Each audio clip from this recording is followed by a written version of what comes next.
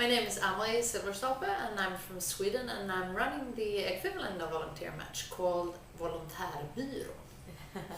I've been previously working within recruitment, and I found out that there was a lot of people that would like to volunteer, but they never found any volunteer opportunities. Mm-hmm.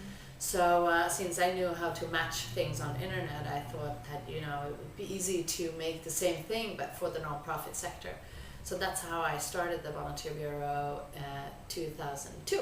We see that there are a lot of people that would like to volunteer, and we're especially proud that we reach the younger audience that the non-profits often have a hard time to get in contact with, since they're often recruiting within their own networks. So we have an increasing steady flow of volunteers and also volunteer opportunities. So I think we have about 1,000 organizations now in our network and have referred about 23,000 volunteers to them.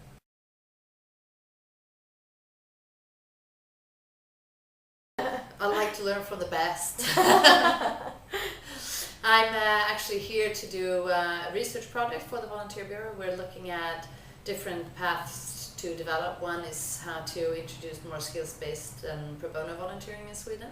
So I've been sitting with Taproot Foundation to see how they work.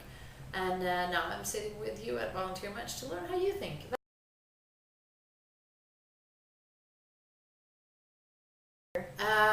Non-profits in Sweden are separate from the government. They does not have a special tax status regarding donations, but they have a special tax regarding sales tax, so they don't have to apply sales tax on things that they sell in order to be able to sell their own projects. One difference between nonprofits in Sweden and the United States is that you have much more employed people in your nonprofits. I think 63% of people working in nonprofits in the US are having a salary, and in Sweden it's somewhere around 23%, I think.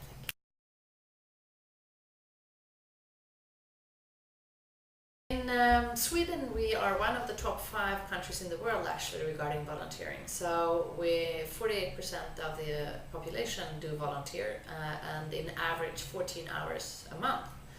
And that surprises many Americans because they think we're such a welfare country, so we shouldn't need to volunteer. But I think it's a compliment to what the welfare state is actually providing. So we do a lot of the sports is run by volunteers, and we have like shelters and tutoring and mentoring and all types of volunteering that you have here too.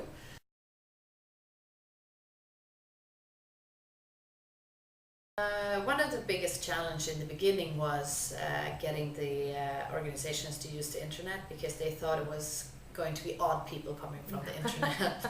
And then they realized it was really good people coming through the internet. And the other challenge is actually to make the organizations express what their needs are, because the hard thing is not to find the volunteers. The hard thing is to get the organizations actually say what they need help with. I think we were both surprised when I came here to talk about how it works in Sweden, because a lot of it is very, very similar. So what we use to advise the nonprofits when they post opportunities is that it should be really clear what they would like the volunteer to do, and it shouldn't be too broad. If they say we would like help with everything, usually they get no answers. But if they're very specific, like we would like to get help to set up a web page or to do a volunteer day or something, usually they get a lot of responses, a bit cheaper. We have a very user-friendly process when they register the opportunities. We have in-person trainings 2 to 3 times every semester, do you say? And then we also have a yearly conference for nonprofits where we would like them to connect in a network so they also can start helping each other. Another challenge that we face is that we need the boards in the nonprofits to understand how important volunteer management is, and to talk about that on their board meetings and so on. Very often they think that just because it's believed to not cost anything with volunteers. It's nothing that you talk about strategically, but I see it as a really strategic question for a lot of nonprofits to think and talk about how they can involve more volunteers.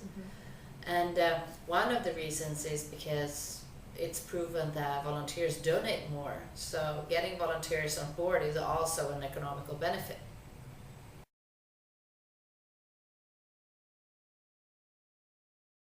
I think that the most used feature is the alert feature, where you can get an email when a new volunteer opportunity is posted that is equal to your interests and what you want to do. We have now, or we would like to introduce that you could like the opportunities on Facebook or send them out on Twitter, so you can share with your friends and have them volunteer at the same organization as you do. And we're also having a good employee volunteering tool, and that we're now also developing. So we're actually launching a new feature today for the manager at the companies.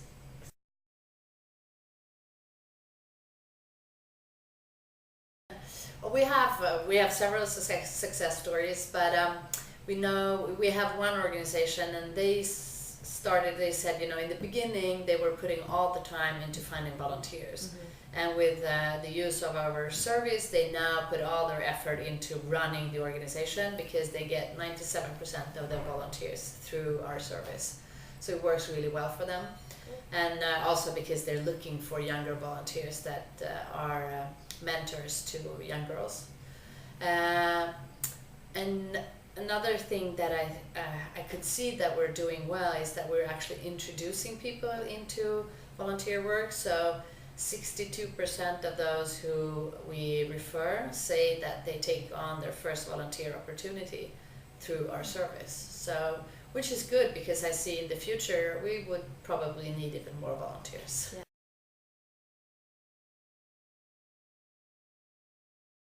I think, like many of us, we would like to see the infrastructure for the nonprofit sector to grow.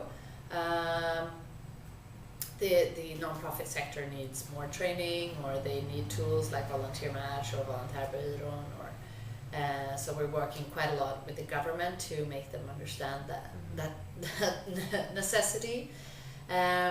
We are also very happy because we just recently got a big grant to be able to develop a admin tool for the volunteer managers, which they can use when they have the volunteers on board, to see who is who on what assignment and how many hours and so on. So that's good.